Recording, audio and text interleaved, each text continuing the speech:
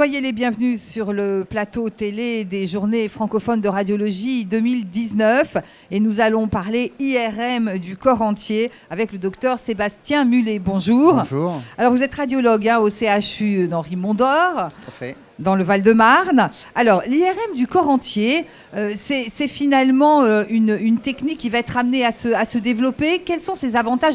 Et finalement, la première question que j'ai envie de vous poser, c'est où en sommes-nous justement au sujet de cet IRM du corps entier ?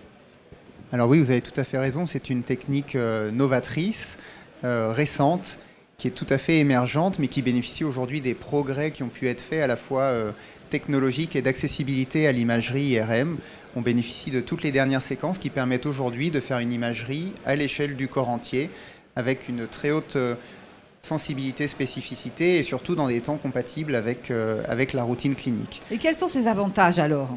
Alors ces avantages justement, ça va être une haute sensibilité, un rapport contraste sur bruit qui va être nettement augmenté par rapport au scanner par exemple, et puis l'absence d'irradiation. Et quelle efficacité ? Alors l'efficacité est majeure dans des domaines qui sont aujourd'hui assez bien établis, notamment en oncologie, dans les hémopathies malignes, que ce soit le lymphome, le myélome. L'efficacité semble vraiment être au rendez-vous. Et également un autre champ d'application très important, c'est la pédiatrie, puisqu'aujourd'hui l'absence d'irradiation est un point particulièrement important. Il y a une place tout à fait importante et différente en pédiatrie pour cette imagerie d'IRM corps entier.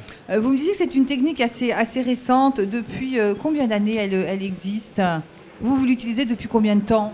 Alors à Henri Mondor, on a été relativement pionnier dans ce domaine et ça fait une petite dizaine d'années déjà, mais c'est vrai que c'est une technique qui est encore en phase de maturation et qui est vraiment mature depuis plus récemment. Mais aujourd'hui, c'est une technique qui est au point, qui est disponible et il faut vraiment relayer ce message. Il faut diffuser cette technique, il faut l'appliquer, c'est mature et c'est complètement faisable dans des délais corrects. Je veux dire, quel est pour vous l'avenir de cette technique ?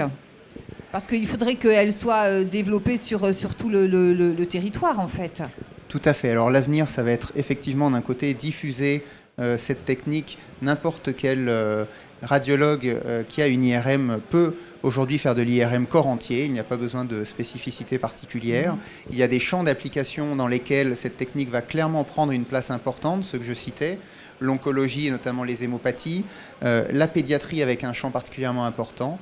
Et puis un point très important, c'est l'imagerie de demain que l'on voit déjà arriver avec les TEP IRM, les premières qui ont été installées en France, qui vont rapidement augmenter.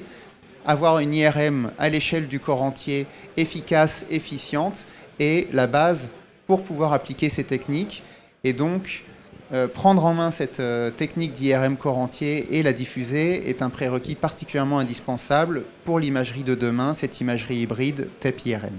Eh bien écoutez, en tout cas, docteur Mullet, merci d'être venu sur notre plateau nous parler justement de cet IRM du corps entier. Merci à vous. Merci. Merci de nous avoir suivis. À venir d'autres entretiens sur le plateau télé des GFR 2019.